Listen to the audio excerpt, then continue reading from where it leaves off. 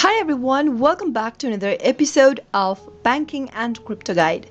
In today's video, I'm going to show you how to log in to John Lewis credit card online. Watch the video till the end and don't forget to subscribe to our channel if you've not yet.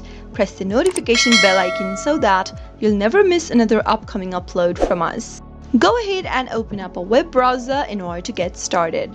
In the URL box appearing at the top, soon after you do that, type in portal.newdaycard.com and press enter.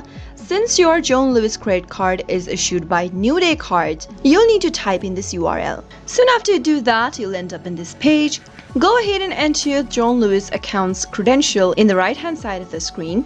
Type in your username associated with your account, and if you'd like the system to remember your username, click on Remember My Username box beneath. Leave it unchecked if you're using a public or a shared device. In case you've forgotten a username, click on Forgotten Username link at the top and follow the on-screen prompts in order to look for your username.